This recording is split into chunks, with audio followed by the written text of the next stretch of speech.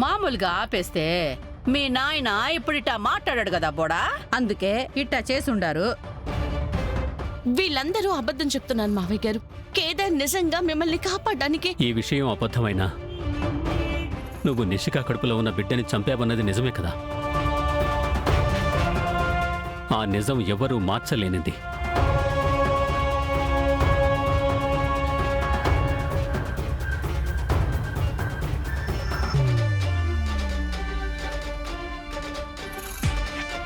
కేదార్ పద.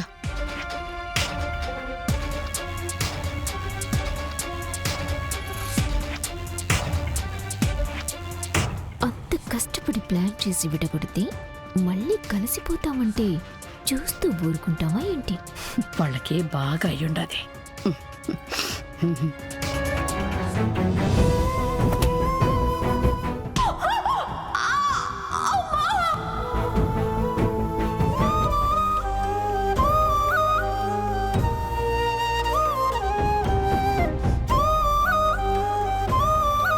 ఇదంతా మీరాడిన నాటకం అని, నాన్న చేరిని మామూలుగా కూడా ఆపుండొచ్చని మాకు తెలియదు అనుకుంటున్నారా?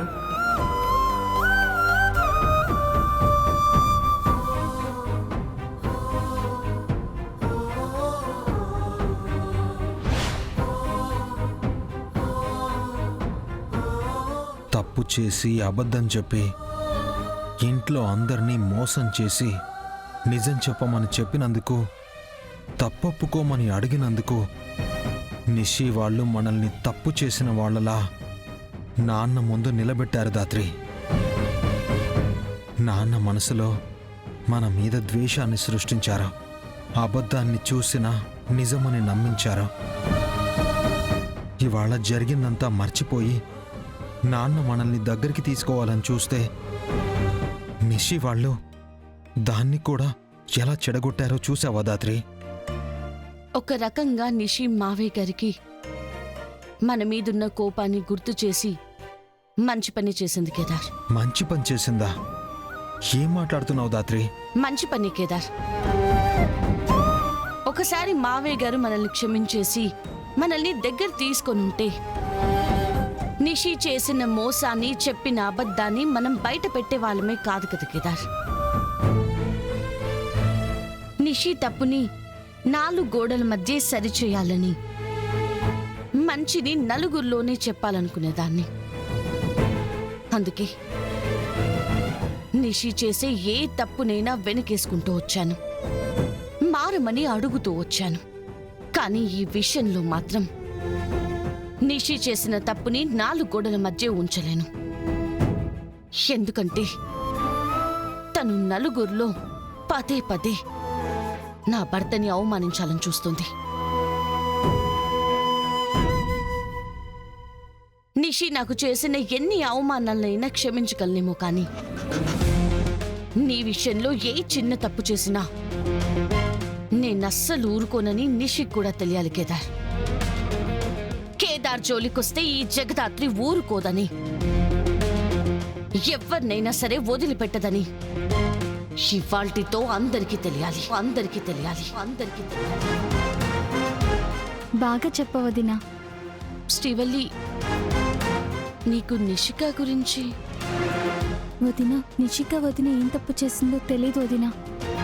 కానీ మీరు ఇంట్లో అందరూ అంటున్న తప్పు నాన్న చెప్పిన పనైతే ఎప్పటికీ చేయలేరు కూడా.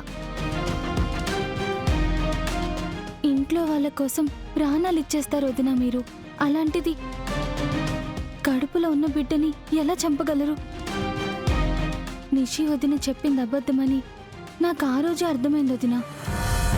కానీ ఆ విషయం అందరి ముందు చెప్పే ధైర్యం కానీ ఆ హక్కు కానీ నాకు లేవని తెలుసు వదిన. అందుకే ఇన్ని రోజులు ఏం చెప్పలేదు. నువ్వు ఇంట్లో మనిషివి శ్రీవల్లి, నీకు హక్కు లేకపోవడం ఏంటి? సొంత వాళ్ళలా చూసినా సొంతం అవ్వలేను కదా వదిన. శ్రీవల్లి, ఏంటి శ్రీవల్లి ఆ మాటలు? వినడానికి కష్టంగా ఉన్నా, చెప్పడానికి బాధగా ఉన్నా ఇదే కదా వదిన నిజం. ఈ విషయానికి నేనెప్పుడు బాధపడలేదు వదిన. ఈ ఇంటికి నాకు ఏ సంబంధం ఉందో నాకు తెలీదు, కానీ నన్ను మీరందరూ సొంత మనిషిలానే చూశారు. నేను ఈ ఇంటికి సొంతం ఎప్పటికీ కాకపోవచ్చు, కానీ అన్నయ్య అవ్వచ్చు కదా. నాన్న నిజాన్ని ఒప్పుకుంటే అన్నయ్య ఈ ఇంటి వారసుడవుతాడు. ఈ ఇంట్లో ఉన్న ప్రతి ఒక్కరికి సొంతం అవుతారు.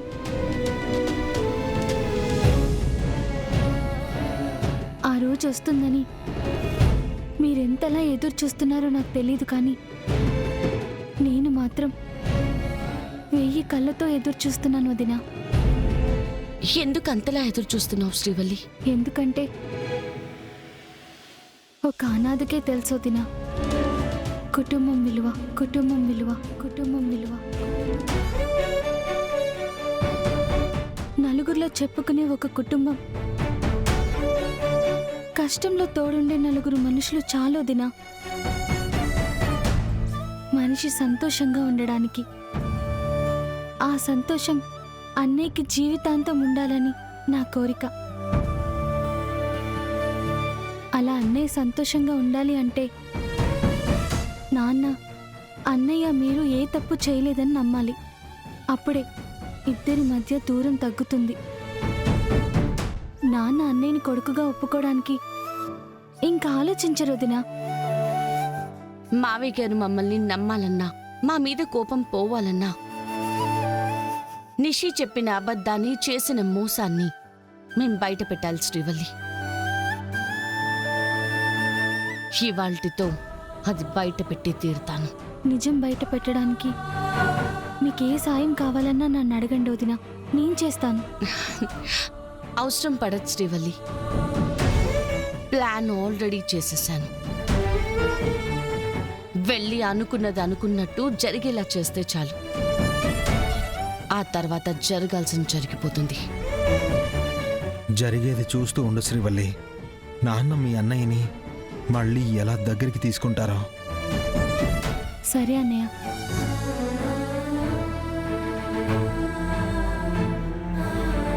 చూడు ఎంత పెద్ద గాయమైందో. ఇంకోసారి ఏదైనా చేసే ముందు వెనుక ఆలోచించన్నయ్యా. ఇలా దెబ్బలు తగిలించుకుంటూ ఉంటే ఎలా చెప్పు? సరే అమ్మా.